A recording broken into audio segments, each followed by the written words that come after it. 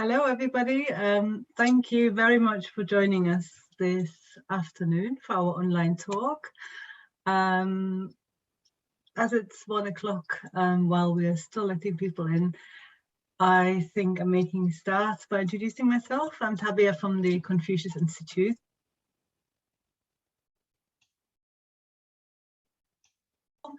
The last couple, we are trying to aim around, target around international students and careers and inviting people to talk about their own journey and their choices they made in life to hopefully be an inspiration and give some guidance and help students who are now at the point of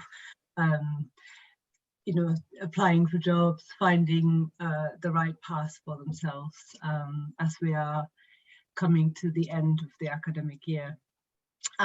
Today we've invited architect Jing Wu, who's got ample experience working in China and the UK. He's founded his company Proforma Architects in Manchester in 2006. And he fully moved to the UK in 2014. So he's joining us from Manchester today, just like myself and Karen from the Confucius Institute. We are trying to make this session today as engaging as possible. So do please interact with us with questions. I know some of you have submitted some questions through, Eventbrite when you registered, and we will address those throughout the session.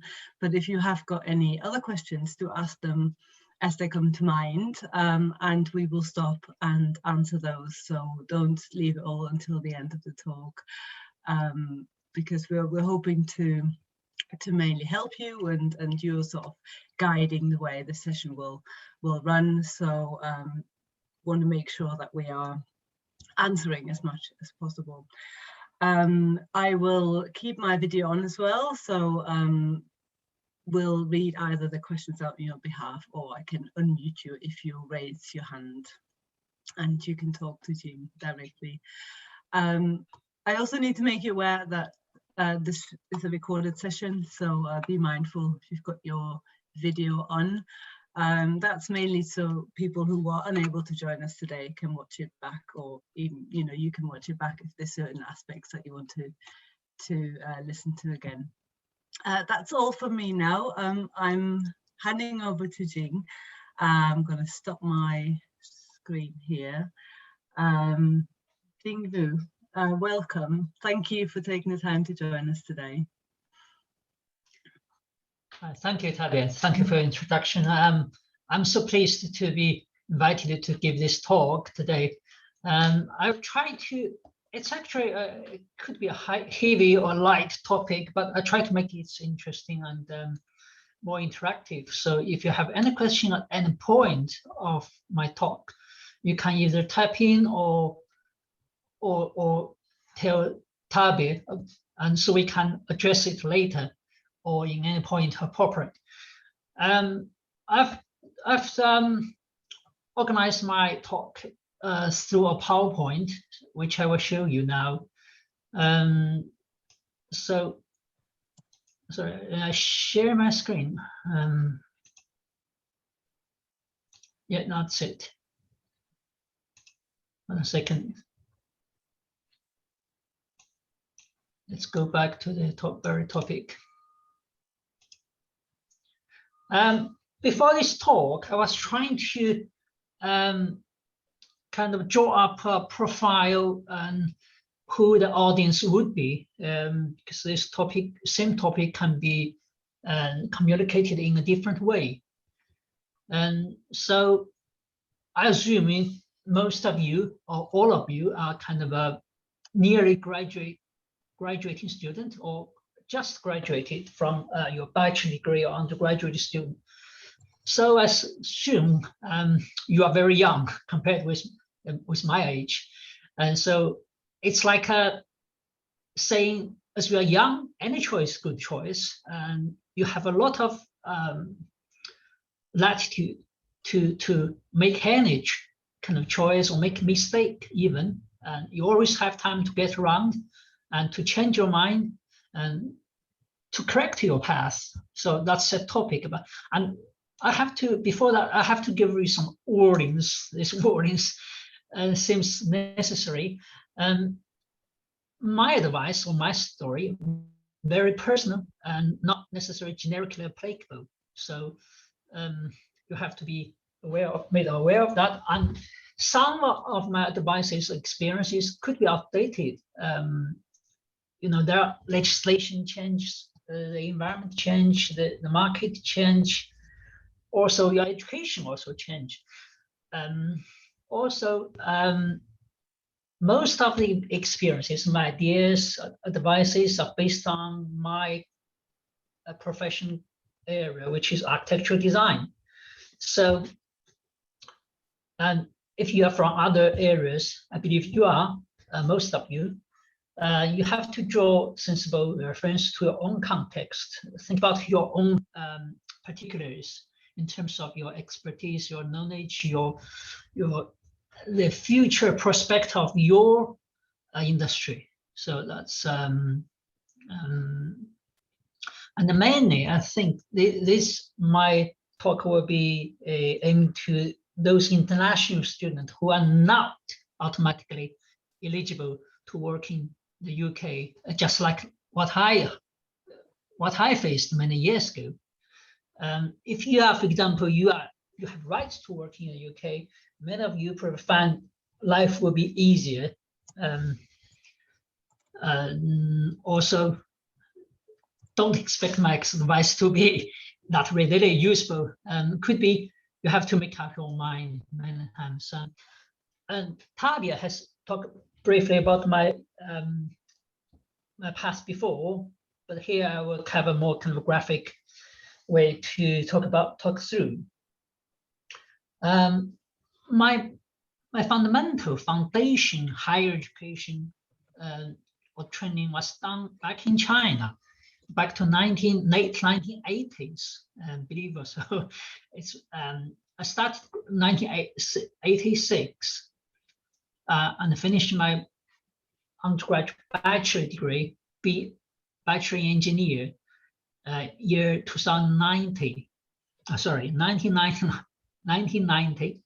and consequently my master degree in the same area, master in architecture.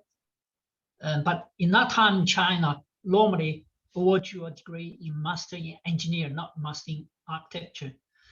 I got my master degree in 1993.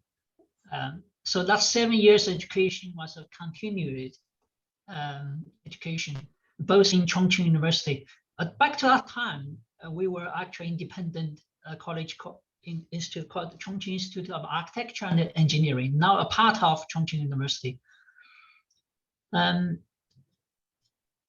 1993, I thought, okay, that's probably all the education I need for my career. So I started my professional work. But later, 5 years later, I started my MSc degree in Nottingham, and that's year 1998, in a very different subject. It's a renewable energy and architecture. It's an integrated course of engineering and architecture. I think that's a very, very advanced, a very pioneered course, but provided by University of Nottingham back to year. I think I was a second year of that area. The first year was in 1997. I didn't catch up with that. And because this subject was a long kind of I have long personal interest in renewable energy, not only renewable, in sustainability. Back in that time, there was no such term of sustainability. In 1990s, people normally call that ecological architecture, eco-architecture, or green architecture by that time. And after that, I'm facing a similar situation as you are facing at the moment. I'll come back to this topic later, how I go through those procedures. Anyway, my another postgraduate level of education was done in the University of Newcastle. That course was, it's not a course actually, it's a training. It's a training together with university and a company called Faulkner Bronze Architects. So I was a Part 3 student. In that terms, in British terms, it's called Part 3 student, but also a professional job. And awarded, finished with a diploma in professional practice and management. Okay, that's all the education so far I've gone through. A bit fragmented, to be honest, but they're all linked to my job. And but all the way through the professional qualification I've got is Chinese registration and UK registration. I got my Chinese registration quite early. Before I came to the UK, I got the news from China. I passed my exam, registration exam, when I was actually studying in the University of Nottingham. So I couldn't do anything about my qualification by that time. So I have to leave it there doing nothing until I went back to China year 2003. After I've got my UK qualification. So it's a long way around, it's a loop. As I said, I got my professional registration in the UK in year 2003 after I finished my Part 3 in University of Newcastle. So that's the time path. So in this country, once you pass your Part 3, it's a third stage of professional education. You can get registered with ARB, and that's the Architects Registration Board. Okay, in the same time, you are eligible to be affiliated as chartered member of Royal Institute of British Architects. So that's the qualification I have so far. I have experience in terms of the challenge or the issue you are facing. I have experience both as employee and employer. It's multi-layered. So my early stage of career started with back to 1992, when I was still studying in the University of Chongqing at that time. Because our training includes half year or 1 year practical practice, a bit similar to the UK situation, but in a very in less regulated way. So that trainee stage is half year, and also after my fully graduated from Chongqing University, I started my first job in Beijing in a state-owned design institute, which is actually currently one of the top design institutes in China, as an assistant architect. And then later, I was allocated to Shenzhen. If you know this city, very kind of prosperous at the moment in China, South China, next to Hong Kong. So it's same employer, but different location of work, totally from North China to South China. Also in a capacity of assistant architect. And later in the same company, I was promoted to architect title. But that architect is different to registered architect. It's a bit complex in China. And your professional title, you have internal job title, but another legal title, which is registration title. There's no need to go too deep into that issue at the moment. So I worked there for 3 years. Altogether, in the same employer in Beijing, I worked for nearly 5 years before I have a kind of career break in Nottingham. So after that, I start job searching. I'll come back to that later. But I end up with working in Ireland, Republic of Ireland, in Cork, the second biggest city in Ireland, a beautiful coast city, as a design architect. And again, by that time of year, by that stage, the legal title of architect it was still not protected in Irish law. So I was still awarded the job contractor's architect, design architect. But in the UK, it's not allowed to do so if I haven't been fully qualified. Anyway, I worked there for more than 1 year, and I got another chance. I recognized, actually, I can resume my UK qualification under another route, which I didn't recognize when I first graduated from Nottingham. And so we can talk about that later. So I went back to England again, going back down in terms of the career ladder. I was actually climbing back down into assistant, from architect to assistant. That's funny, is it? So that was year 2001. That's my experience as employee. Also, in later stage, when I went back to China, I start a kind of almost a full path of job searching, but end up with becoming one of the management team in a new created company in Shanghai. So from that point, I was converted into employer. So it's also not in professional capacity, it's a senior architect, but in management terms, I was one of the company director to manage all the daily running of the company. One of them, not the sole director in the first.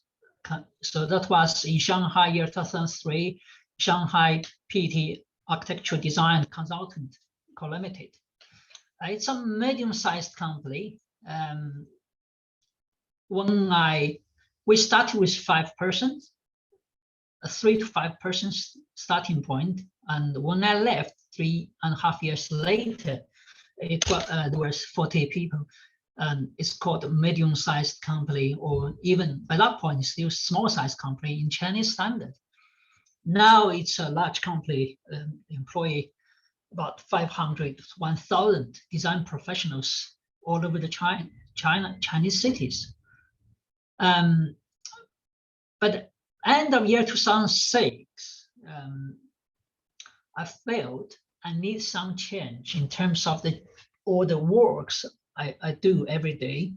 I probably need to think about expanding the type of building I design and the way I work, not too much be bound or be framed by more market type of product.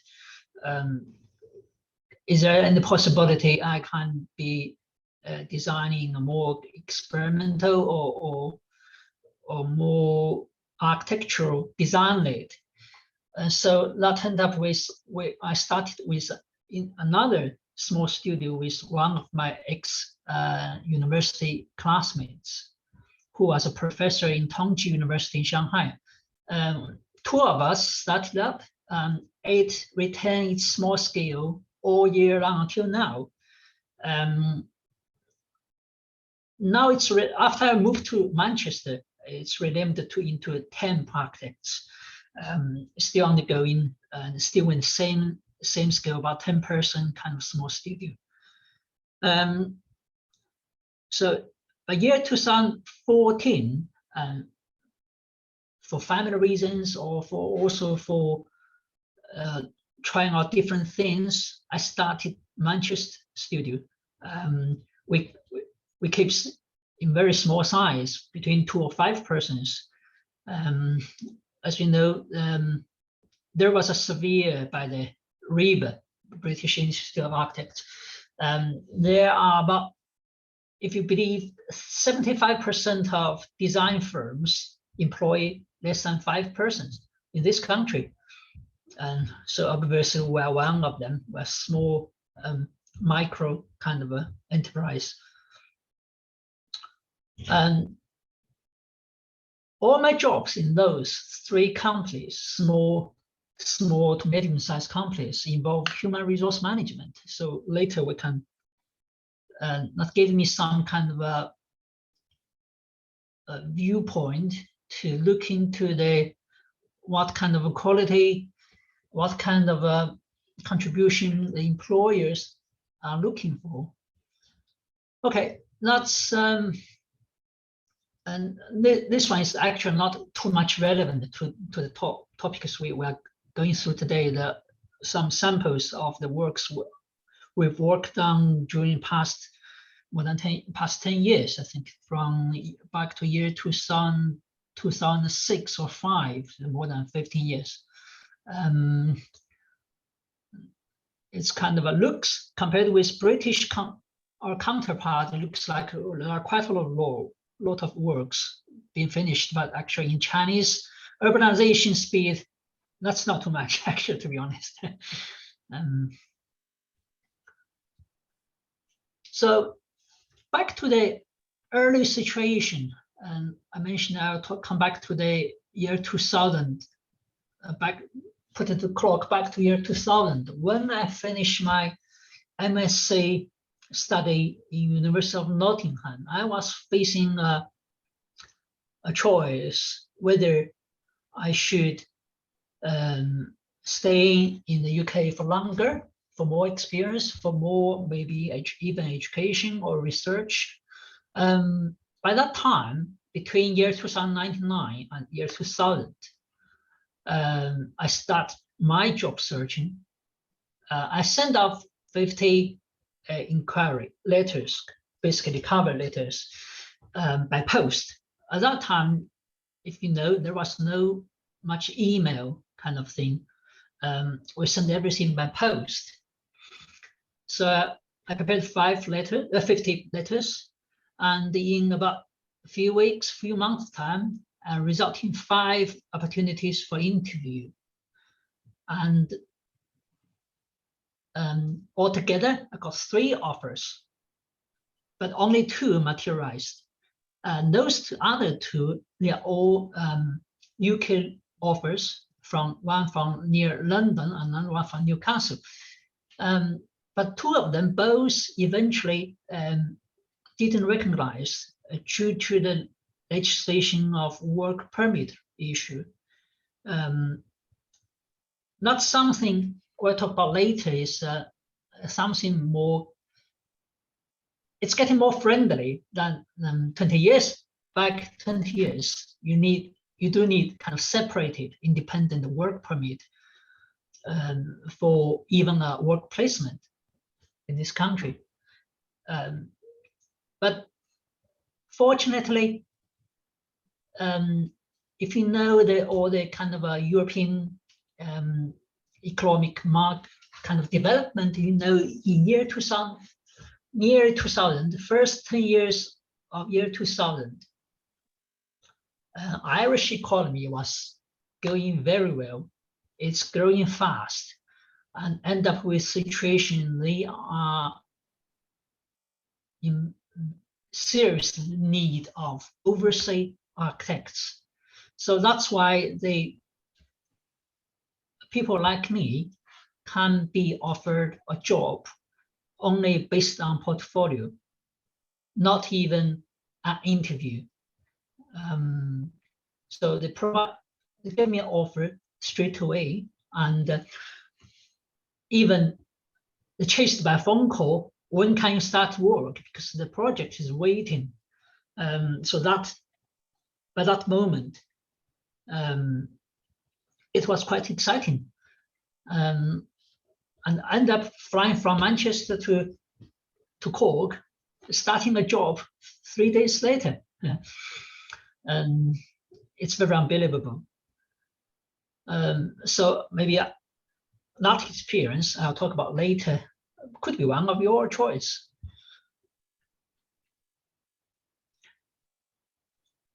And yeah, okay. No, I think I've talked. Sorry, Tabia. No, I just felt this might be a good chance to ask the first question that we've had through the chat. it is about reaching out to employers. Hassan would like to know what the best way is, and he mentioned LinkedIn, which is obviously quite an important platform currently. Often he gets asked if somebody has referred him. So he wants to know whether it actually makes a difference if like an internal employee makes a referral or recommendation. And then he wonders whether it's worthwhile reaching out to somebody completely new, getting to know that person perhaps on LinkedIn, and then asking them for that referral or that recommendation. Yeah, LinkedIn is something quite new. But I started using that just for connection profession. But I know there is a function in LinkedIn, LinkedIn job. It probably something new sector within recent years. I think it's very useful. Dates back 20 years ago, if we had that choice, we had that kind of a online option, it could be much easier. Your job searching scope could be much wider than I used to have. I think, yeah, it's definitely something worthwhile taking advantage of. I think even some job, I don't know how they did that. They even have a fast track click. You can, for example, you can upload your CV onto LinkedIn, and for some job, they give you a click button. You can simply click, and your application will be sent to the potential employer straight away. You don't have to fill in forms again. And so that's a fascinating. But I don't know what's happening in the backstage. Once your application being sent to employer, what will happen? That's something I don't know. But definitely, even if you sometimes younger people get connected with senior management in a company straight away, person to person, I think that's okay. It's you never know who will be learning from who, and younger people always, we can learn something from them. But I don't think that can contribute very effectively to your job searching. It could be a gateway to the job searching, to the recruitment, but please, I think, don't rely on that. There is a saying for the new e-commerce that social connection link is still a weak link.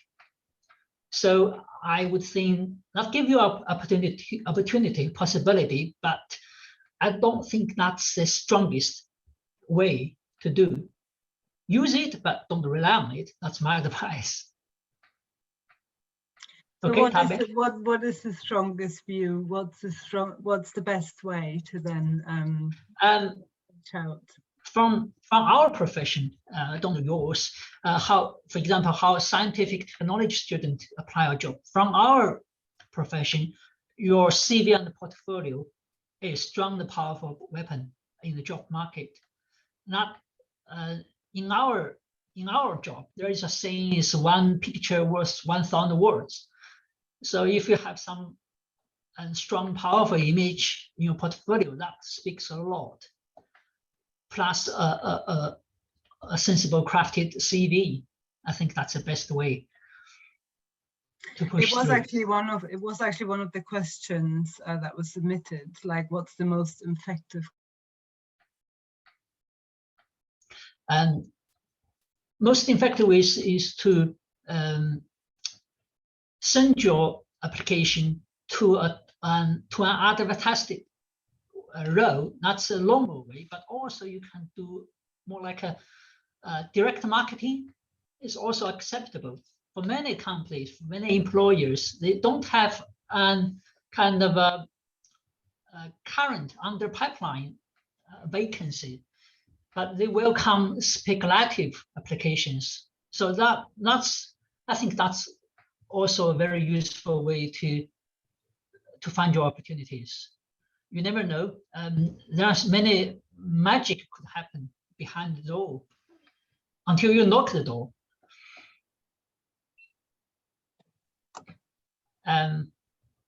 Tabia, shall we go on, or? Yeah, if you've got something that would lead on from here, then we'll carry on, and I'll raise my hand if there's any more questions. Okay. That I think would fit in quite nicely. Okay, that's good. Yes, questions are welcome. Otherwise, I'll carry on.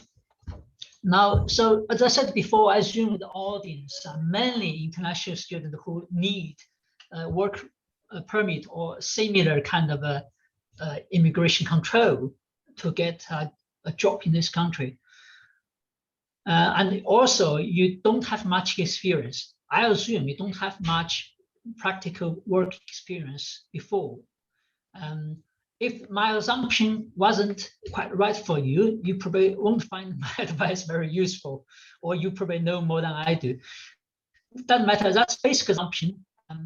So if you have a very specific request outside this, you can ask your question.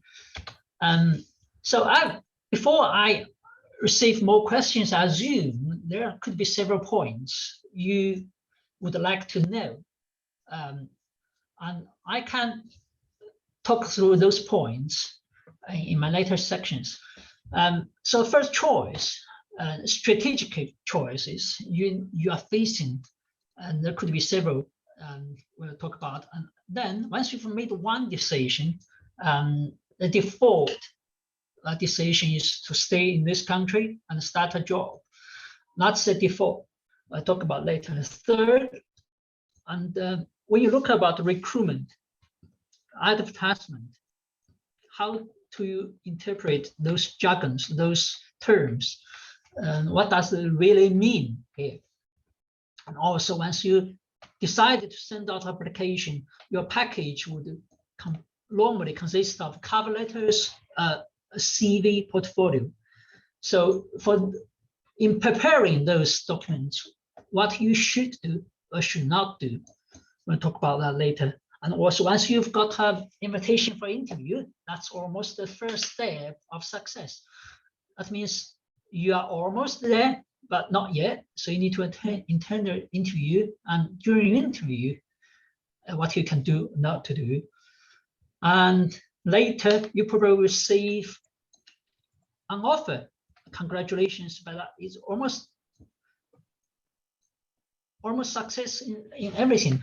But sometimes conditional offer or unconditional offer, and the draft contract, you see what does it really mean, each terms, and what we normally expect, you can expect within a contract. And also, once you started work, you've agreed everything, you sign the contract, return, take everything, document back to the office, start your first day of work in a new office. What are the many watch points you should be aware of? Okay, that's more like a structure of my talk. So after graduation, I think there could be three paths ahead of you. One is assume academic path, like for example, working in university, or presume higher, deeper academic training, for example, MPhil and PhD, or working as a teaching assistant, researching fellow. That's one path. That's a path I was dreaming of, but I didn't. Many reasons I didn't pick up, and I wasn't good enough for picking up that. And then the second one, I think the mainstream, most of you would go along the professional path. That's, in other words, working a company. A third way, totally different, and a bit like my second round of career development, and not looking for a job, rather starting a job, rather than to be an employee, to be an employer. That's also very exciting, also very challenging, can be very rewarding as well. But for this talk, I will mainly talk about the second path, working in a company, and how So when I talk about be employed, I'm not sure whether it's applicable for this talk. There could be geographic choice as well. Where do you go? I was thinking before this talk, because of audience, I was by default will go back to your original country. That's a brilliant idea. It's a good way for further development. Or the second one, stay in the UK for career or academic development. I think that going back to my early story, I think now you are facing more friendly environment in terms of employment, because the graduate route came into effect about, I think, 2 years ago or 1 year ago. It gives you much more easier way to get into the job market. So that gives you 2 or 3 years time to get around, instead of you have to resolve this issue immediately after graduation. You have time to get around. It's a bit like, remember when back to 20 years ago, I was a bit jealous to my friends studying in the USA, because USA automatically gave overseas students 1 year time to have a work placement or any kind of practical working experience. While in the UK at that time, there was no such choice. So now this environmental situation would be much easier for you. So that's good for you. Another is you can, for example, depends on your profession, your specialist area. You can say other English-speaking countries. Other English-speaking country in Ireland is a good choice. Another one is Holland. Holland is also, they have English as an official language as well. Also other English-speaking countries, North America, Australia, New Zealand, and even non-English-speaking developed countries like Germany, France, Scandinavian countries. Really depends on your specialized area. I know some kind of, for example, science subjects or technology subjects. Some European countries could be more advanced than in the UK. So why not move into another more advanced area in your profession, or even developing country? You never know. Some upcoming economies, they have a great potential to start something new. So, but for today's topic, we choose this as a default, as a main topic. So stay in the UK, go along graduate route. Sorry, Javier. Yeah. There's a question about the graduate route. So I'm sorry, I'm unable to pronounce the name in this case, but the student is asking, if the visa is successful, do you advise to look for internships for full-time roles?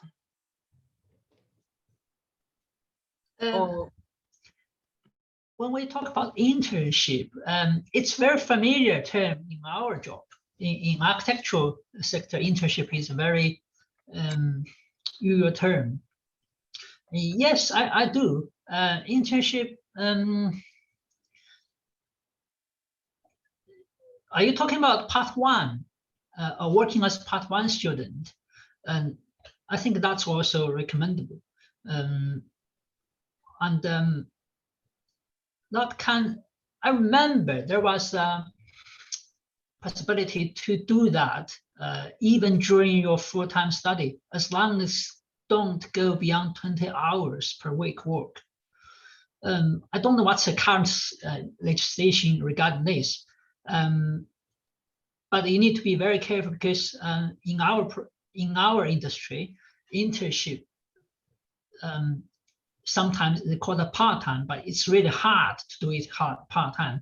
And if you pick it up together with your academic learning, it could be very tedious. you need to be very strong nerve to carry out both in the same time. I think in this instance, it's perhaps an internship that's full time, but instead of being employed, you would just take on an internship for a certain number of months, like a graduate internship after you've graduated. I think that's what the student is referring to. To be honest, I don't really know that. I mean, in this country, any paid job is employment. You need kind of a social insurance. You need to apply a social insurance card, and the employer will pay nearly everything required as a full employment. So I don't really know. For example, even for part one assistant in architecture sector, you need to pay all the national insurance contribution or the kind of even pension scheme. So I don't really know not kind of short-term internship how it works out when you are still in school. So what in my talk is still aiming to those who will pick up a full-time employment after graduation. Before graduation, to be honest, I don't have much experience on that. I heard of some people, they do that, but I don't know much details about that. I think it's just an opportunity to get work experience, basically. And yeah, of course, absolutely the case. Yeah. That was one of the questions that was submitted to us before, which is a bit more of a broader question, but perhaps this is a good time to give more advice on how to gain experience, like for a job. I mean, most employers always want young, dynamic, fully qualified, and with loads of work experience, and it's just difficult to tick all these boxes. So do you have any advice? I heard of that kind of complaints within our industry for quite some time, and there is a lot of I mean, it's actually the employers to be blamed in this kind of to rise so many requirements for new graduates. How can they demonstrate experience before they have opportunity to gain experience? It's a loop question. It's very unreasonable. But I mean, it's difficult to make up your CV as a person who had never had an experience before. But we can talk about that later, how to make your CV looks attractive, beautiful. There might be some techniques. We have actually one student called Jing. She has raised a hand. Yeah. So if you unmute yourself and ask the question, please. Thank you, Tabit, and thank you, Mr. Wu. So my name is Jing as well. I'm also a mature student coming to UK.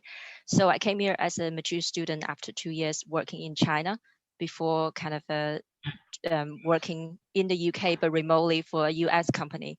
So having said that, I still find like applying for jobs in the UK is quite new to me. It's a lot of things I don't feel really comfortable with.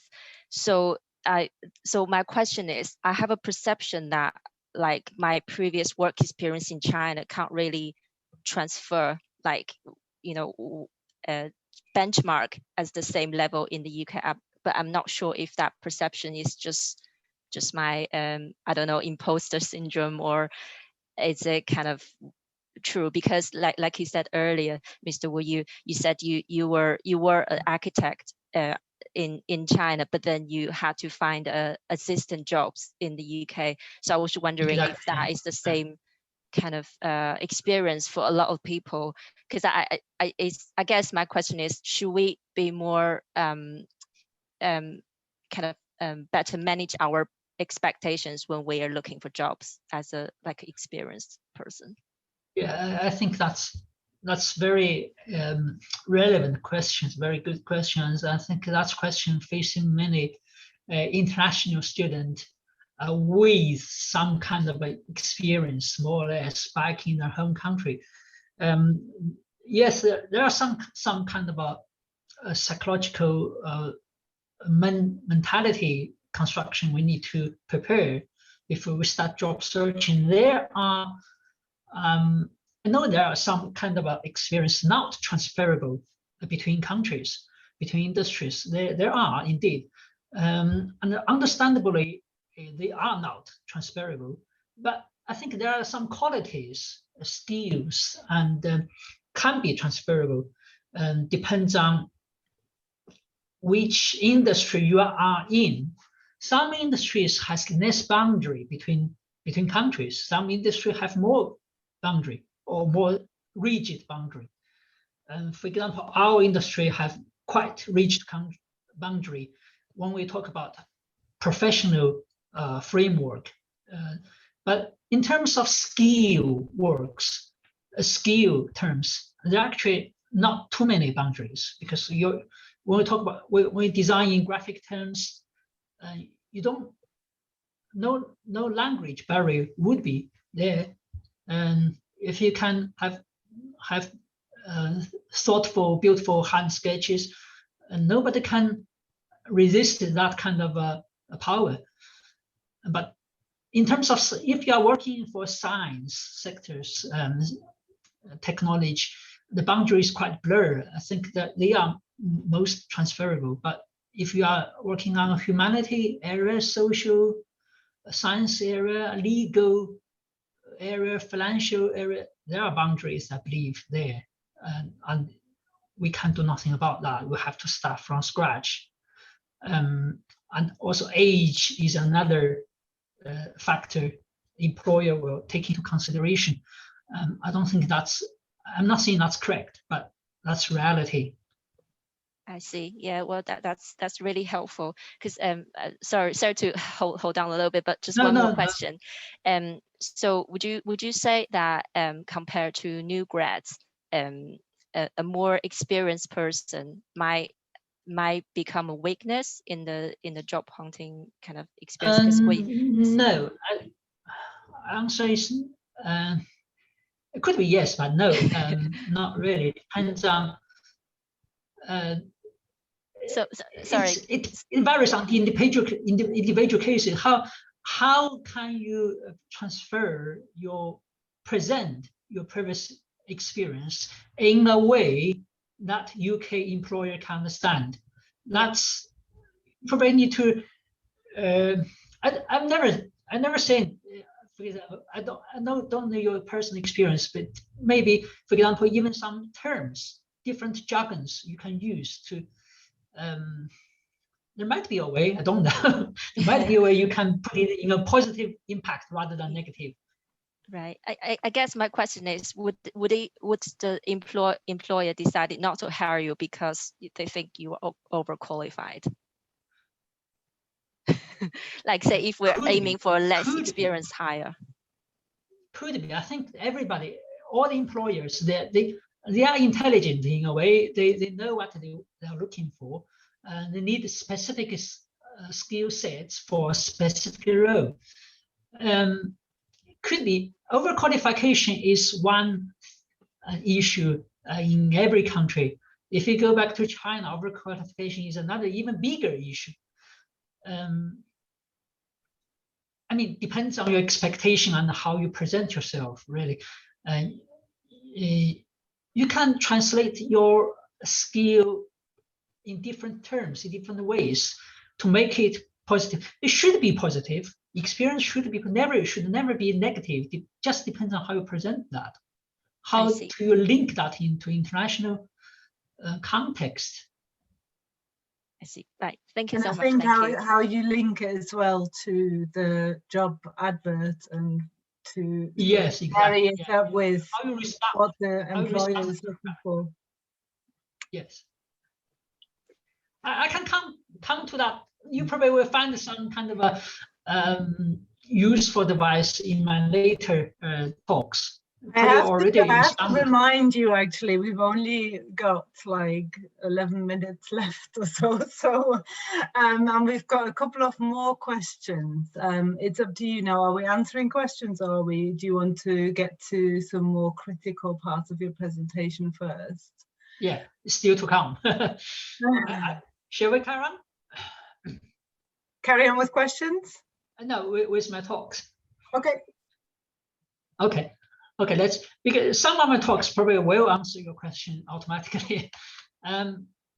So, for example, that's a job searching. Where can you find information for recruitment? Where can you find information for jobs? The first choice always your trade journal or website. For example, your official organization website. For example, REBA jobs. REBA have a specific column under the website. It's called jobs. So many employers go to that column to put their advert on, and they don't. So that from there you can have a collective view. You can have a global view on the current kind of a requirement. Another one is also you can go to your targeted company or institute or organization's homepage for vacancy or recruitment post. They update that regularly. Sometimes they do have it. You can see if you click into the vacancy, there is something there. Sometimes if you click in, there is nothing there. But maybe I can, if there's nothing in there, I jump to the last suggestion here. If you look at the final line there, you can send your own speculative job inquiry. If there's nothing there and you feel you fit into that company very well, why not send it's more like a direct marketing. If you are a company, if you are for some people, for individual consumer, it's a nuisance to receive direct marketing. But for a company, regular employing people, it's kind of a human resource automatically sent into their doorstep. Why not receive them and put them into their human resource library? They lose nothing to receive this kind of information. So you lose nothing to send the application out, your application out. So that's one. Another one is you can go to specialist agent website. Some, for example, just like LinkedIn, some people asked about already. So professional social media, and they also have a lot of jobs there. You can even search using keywords. For example, let's put a very easy example. You can even put in Mandarin, or if you speak other language for Russian or Urdu, you can put those keywords there, and related words, jobs will be grouped together to present to your desktop. So there's some kind of information collecting technique.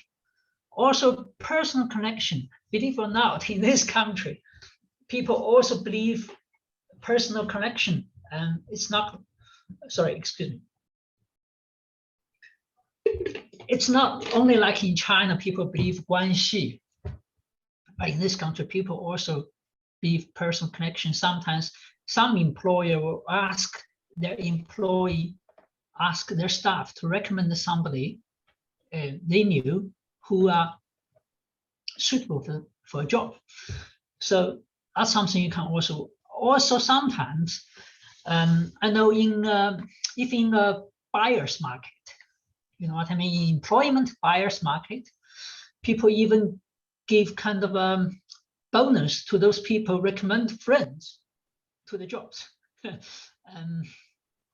It depends on, even in this country, it's not normally not employers buyer's market, but in some jobs, in some specific profession, it is buyer's market.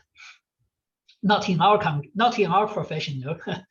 And also, some kind of your training imply a training scheme with a practical job. For example, REBA Part 3, that comes up with as a compulsory, a necessary part of your education is a job, is a full-time job. So basically, you work in an office, only go to university once a month or twice a month for courses. That's also employment. Okay, that's the job searching channel. I believe most of you already knows that. And what kind of employers are most likely you can get a job as an international student? The first 9, which employs none of the below, but having unique features that suit your strengths. I previously put this line below at the bottom of the choice, but I put it on the top because I think it is always your strength or your specialized area that matters. And your core competitive strengths matters. So I think you should value or cherish that first, and to find the employer which fit your education, your training, your strengths first, regardless what type of employer they are. Then look at the likelihood you get job offer. So the following, the belows are kind of a employer with higher probability to offer you a job. First, for international student, you still first look into large companies. In our profession, you look into Architects Journal 100, top 100, or building design top 100 companies. I suggest you look at them first because they are the employer who traditionally have a kind of a relationship with immigration control. They have their sponsorship status, which I never seen any smaller employer have that kind of a status. So look at them first. Then, if not international, look at the national long-established companies. That's a second choice. And some of them probably have that experience to employ overseas student. Also, you may, taking advantage of the current work placement permit graduate routes, you can look up to the upcoming glowing innovation sectors as well, because normally they're smaller, but current policy, immigration control policy, give you that kind of a possibility, which we hadn't done that before. So that's a bonus. You can look at new industries, some internet technology, innovative, which normally start with only a few persons, small teams. Back into old system, they don't have that luxury to have international students. Now they probably have. Also, I would recommend that you look into the companies, have some kind of background research. That's the homework you need to do. And with their strategy, you look at the marketing strategy, whether they have a strategy to expand in your original country. That's also increase significantly your chance to get employed. For example, some companies say we are developing proactively in Russia or in China, or sometimes they say in Gulf area. Gulf area is a Mid East area. If that's there, that strategy is there, and you are from that area, you have a natural benefit. You have a natural competitive strength over others. Okay, that's another strong possibility. Also, there might be another possibility. Have you ever thought about the company employers from your own country, your original country, expanding in the UK? That's another possibility. I don't know how much. I don't know to what extent, but it could be. If you are an employer in that company, you need to think. You probably will think about somebody who can fit into the company's strategy. And when you choose employer, I think you need to think about which one suits you, whether it's business-led market-led, or in our profession, whether it's design-led. If you are science, technology, engineering student, you probably think about whether it's design research-led. That's those companies, those employers, they have quite different culture. So that's something you need to think about yourself. And also, for example, in architectural business, in some maybe fashion design, in innovative industry business, sometimes big names means a lot to some young student, younger people. They like to compete for the an offer from big names. For example, Roman Foster in architectural sector. Or if it's a new start office, they are very different. Big names sometimes means you need to pay extra effort, but as a reward, you get something glorious shining in your CV. So whether or not it's your piece of cake, you need to think about that. Different people think differently. Okay, so that's pros and cons. If once you join a big company, normally you are more likely to get working on a day-to-day basis on a very small area of expertise. In time, you will get being specializing in that area. But in a smaller company, you normally will be an all-rounder, because you need to jump from job to job, from task to task. Your bosses will normally probably give you bigger kind of a responsibility. You probably could develop quicker, but you probably get a little bit less precise or less specialized in the specific topics. Those are all pros and cons you need to think about when you search jobs. Okay.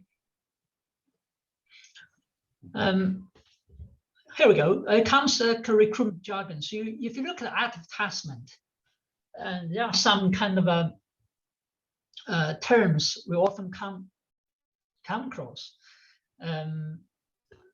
Sometimes it's easy to understand those kind of hard criteria. Okay, explicit threshold. For example, you need a bachelor degree, or you need to have a post qualification, 3 years post registration or post pass 3 in our profession. That's there's nothing to me. There's no scope to misunderstand that. Okay, that's the easy part. But there are some more blurred parties. For example, they say one set skill is desirable but not essential.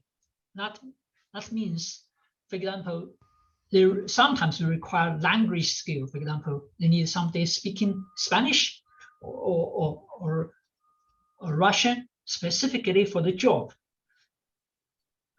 Sometimes they say desirable or say essential. That's different in different levels. You need to understand the implication of that. Sometimes if you have skill A, will be a big advantage. That's also draw attention to that. Sometimes they say preferably something. You have a one skill.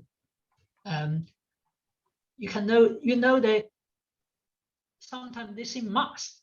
Skill A is must. Skill B is preferable, or skill C will give you an advantage or edge over. They all have different emphasis, different level of kind of desirability. Okay, sometimes almost all the advertisement for junior staff say you need to be a team player. That means you need to be sociable. Basically, you need to not only very sorry, Tavi. We've got a number of questions, and I suggested that perhaps if the students who are asking those questions give me their email address, I can ask Jing to to reply in writing, perhaps, and I follows up after the talk. But there's one question that's just come in about the different essential skills that often are asked. That student is asking, are essential skills a must, for example, with the degree choice that employers are looking for? Sorry, can you say this? What skill? So the question is, are essential skills a must, for example, with a degree choice that the employer is looking for? Essential skill is a generic term, depends on your sectors. And the advertisement employer normally will state clearly what are they. For example, if there's a job advert in our profession, we'll say you need to use Autodesk software, Rhino or Grasshopper or BIM software. You need to have experience of site experience, or you need to experience to all RIBA stage A to M, anything like that. So in different areas, really, essential skill is, I think, is more like a hard criteria or explicit threshold we need to satisfy.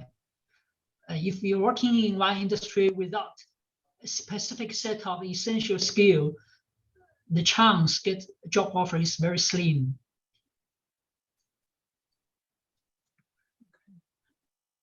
Yeah, if I carry on, winning character is something very blurred. They say you need to have a winning character. Winning character is more like a positive attitude towards your job, and not somebody who always hold a negative view to the team, to the job, to the client. It's not, they call it winning character. You need to be a happy person. You need to be always positive. You need to be sociable. You need to be tough, etc., etc. Winning character. We don't very often to see that in Chinese job advert, but very often to see this one in UK advert. Or can-do attitude. Can-do attitude is also very English term. Can-do is also almost a part of winning character. Can-do attitude is for our job. Very often we face a design task, a brief, which seems unachievable, seems very tricky, very challenging, but the employer at this moment expect the team, the whole team, dare to try, dare to explore, and willing to put extra effort into that. Sorry, I should put another term here, is go extra mile. Go extra mile is also very often to see recruitment jargon here, which means you need to, it's not a joke actually. It's something you need to work overtime without pay. It's illegal in this country, but it's not unusual to have that, particularly in big firms. And let me to be honest with you, big firms, big names, and the younger staff very often work overtime without extra pay. But sometimes that's even written in the contract. And also they expect to be a quick learner. Quick learner means I think that's actually, if they are expect you to be a quick learner, it's actually better than an employer. Like somebody asked me already before, an employer expect a young student to be experienced. I think expect to be a quick learner is more friendly than to expect you to be a good experienced person. I think that one is something also you can use in your cover letter as well. I'll come back to that later. Critical thinking is more like, I don't think many companies put that into advertisement. They don't need actually you to be too critical sometimes. Critical thinking means sometimes you don't push forward, you think too much.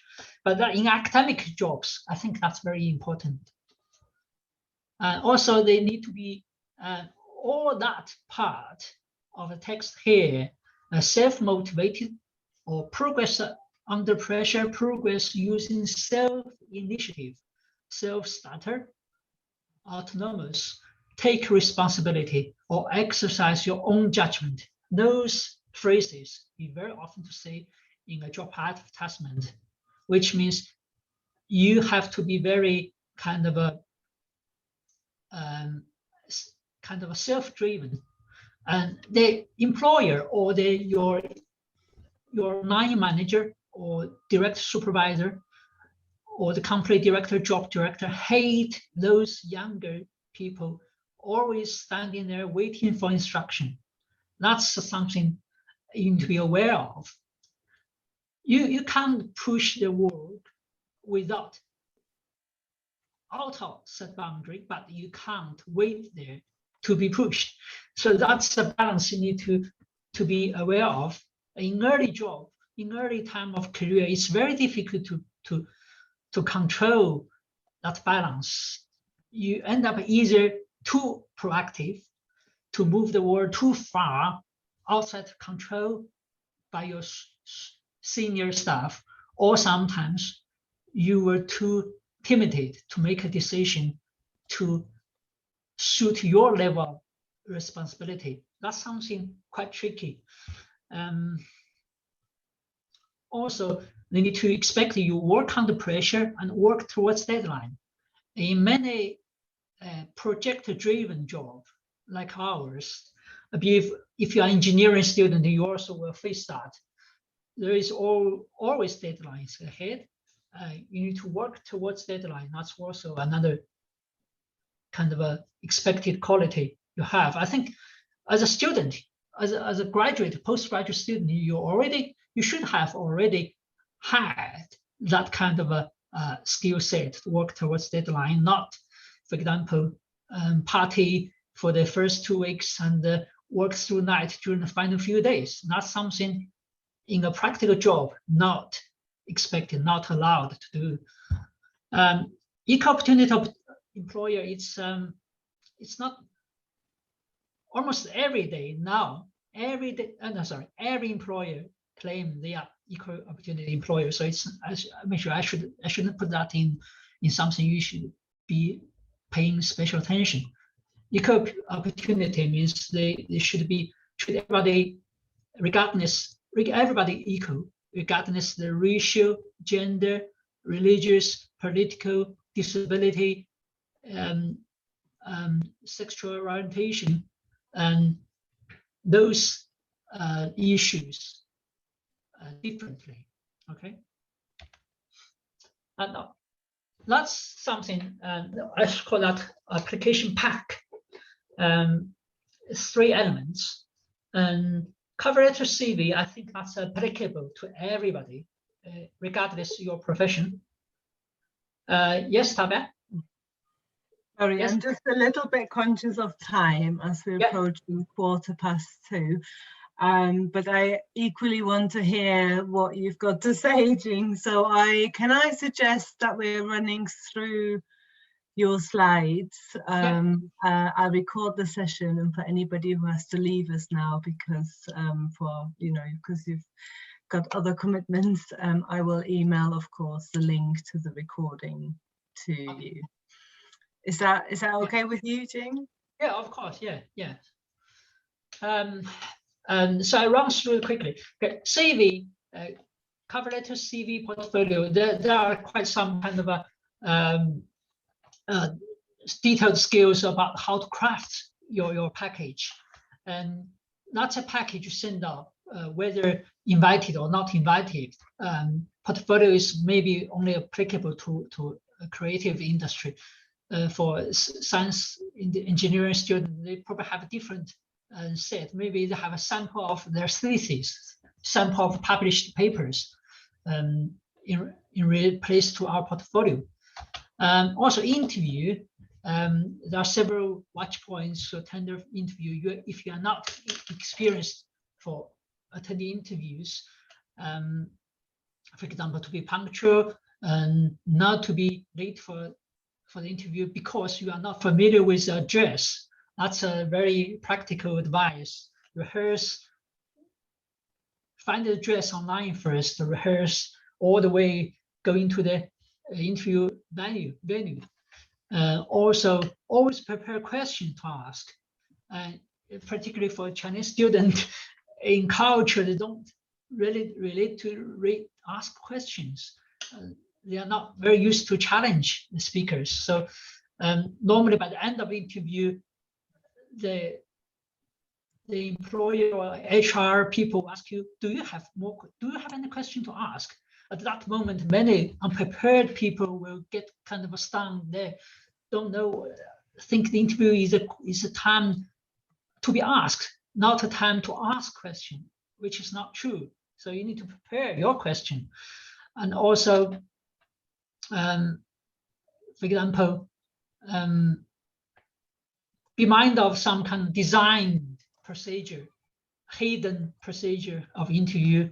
I'm not going into details because of time. So some specialized HR people, they have their tricks to play to examine somebody who have specific question or who have specific quality or lack of specific quality, which is not on the written on the paper. And also, once you receive the contract, your offer, you need to understand that there are some basic, what I've written here, basic ingredients, and generically apply to all the contracts.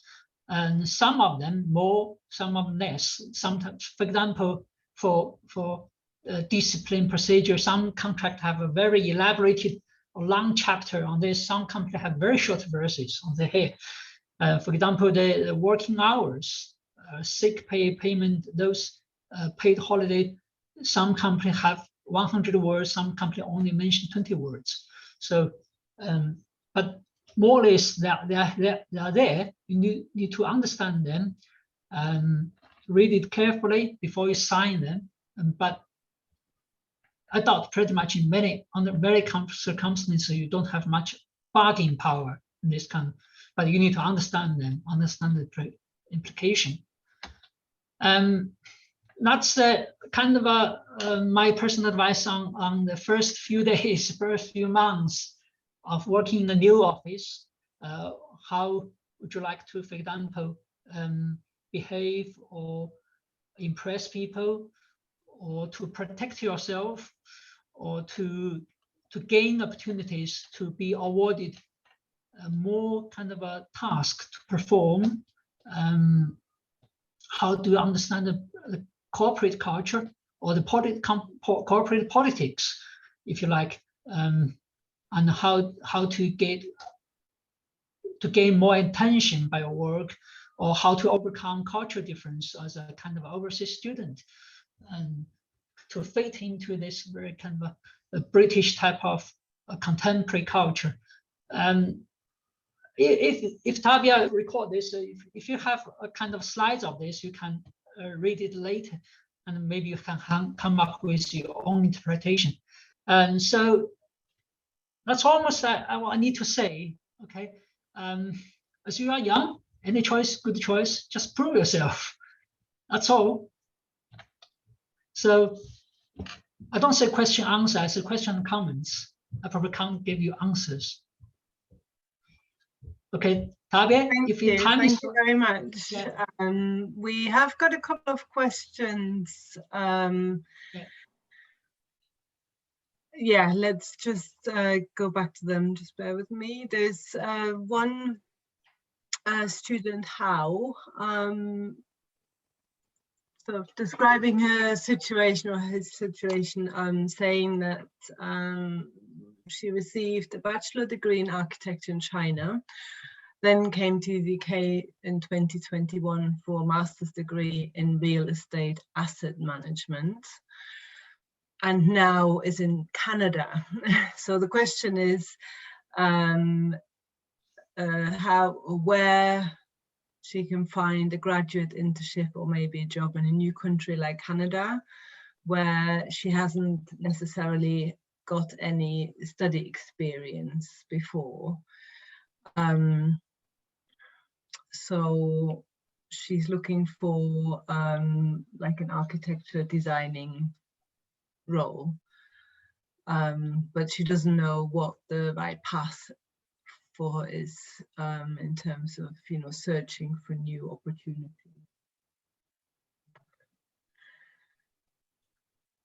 So I think the main question is, how do you find out about opportunities in a country where you haven't studied?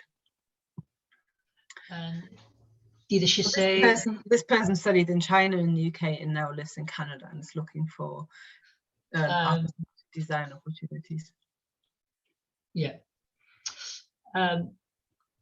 Canada, I have never been to Canada before, but I would imagine Canadian system similar to the UK system in many ways. In architectural profession, I still think you have to really, if you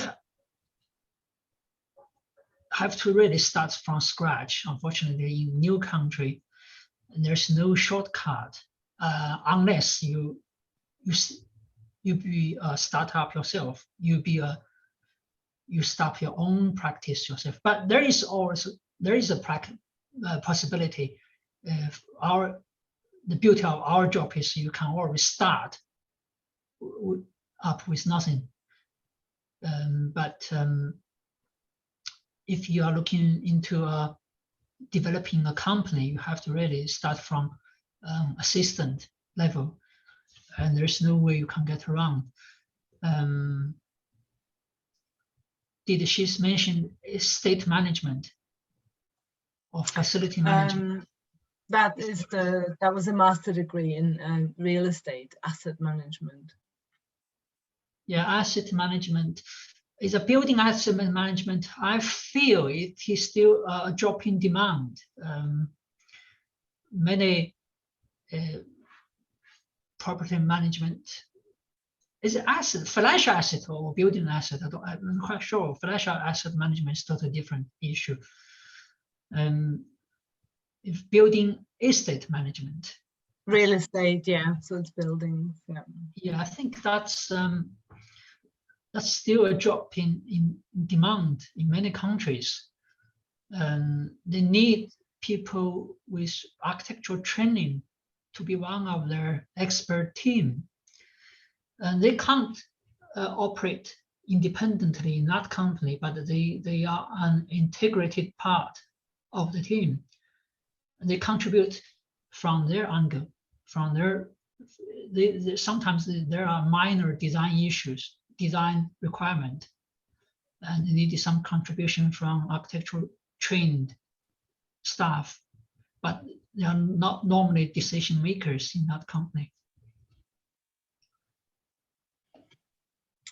Okay, I think we've got Hao. She's raising a hand. Yeah. He. Okay.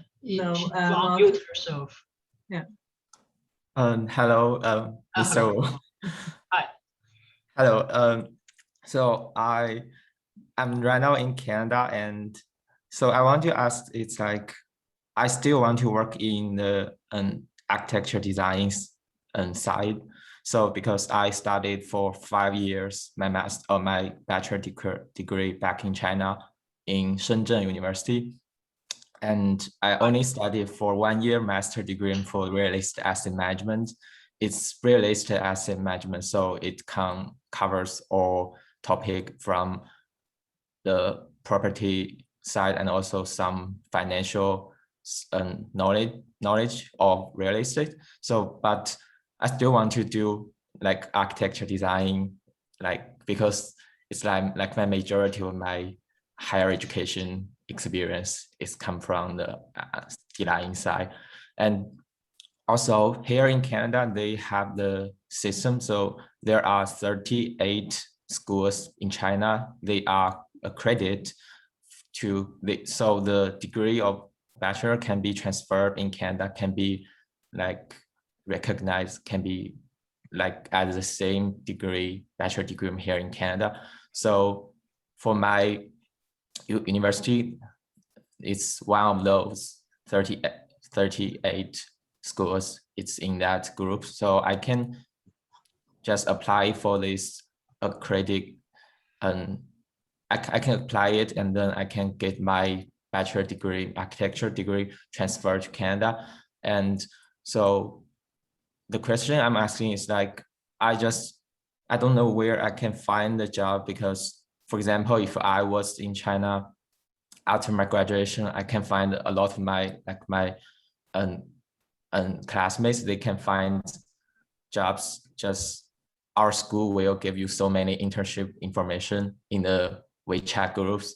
So many opportunity, you can find so many internship, and so many big companies like in Shenzhen there are Vanke, and so like real estate corporate, and also some our teachers, they have their own studio. You can just go into their studio to do your internship. Also, as you mentioned, the final year, so the 5th year of your bachelor degree, you have the almost 1 year time to do the internship. So after the internship, you can just go further to become a fully paid job, employee. So, but here, if I just study in the UK and then I come to Canada, it's like I cannot find any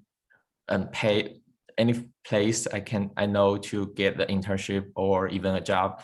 So I searched it on the job website called Indeed, and there are some advertisements about the employee, but almost all of them are asking about you at least have like 2 or 3 or even 5 years of working experience. So it's hard for me because I just only worked in China, if it counts, only for 1 year, but I just keep studying during my previous period. So I don't know how can I apply for this job internship even, because they always required you to have some working experience. And actually, to be, I'm not very much entitled to comment on Canadian situation, but I would believe new graduates should have a chance to find suitable employment and try different websites. I don't think you probably haven't found the right website to, or the right. You need to do some background research on all the architectural companies in that country, and that's find kind of a maybe lower expectation to not only for full paid job. You probably can start with an internship with a draft person, start with another thing is, do you have a right to work in that country? That's a question you need to answer as well. I'm not sure what's the Canadian legislation, but as long as you have right to work there, I can't see no reason why send out direct application to the employers. Do you remember I said I sent out 50 letters and only got 5 interviews? So you need to, don't get the conclusion you can't find a job before you have done that. You need to send a lot of emails, a portfolio to them, to work on your portfolio first, to work out a beautiful portfolio, strong CV, and then start finding opportunity. Don't give up until you have done that basic, vast kind of amount of work. It is time consuming, but everybody has to go through. There is no shortcut. Yeah, I know. So I'm just doing my dissertation right now. So I guess I'm just a little bit worried about if after my dissertation I need to get a job right away. You don't need to worry about it. Just come to. I think Canadian economy is still going strong at the moment. I heard they still need a lot of people working on designing sector. Don't worry. As long as keep trying, you have to keep trying. Yeah. Thank you very much. Sure. Okay, I think that's all we've got time for today. Apologies for those questions that didn't get answered, but we'll try to do that in writing, like I said, and I will send the recording out to everyone as well. I will also include a survey link, so it'll be really interesting to see what you thought of the talk, and perhaps give us any more ideas for future talks. And that's enough from me. Thank you for joining us, and goodbye. Okay, nice to talk to everybody. Thank you. Bye. Bye, Tabia. Do stay with us, Jing. I'm just going to ask everybody to leave.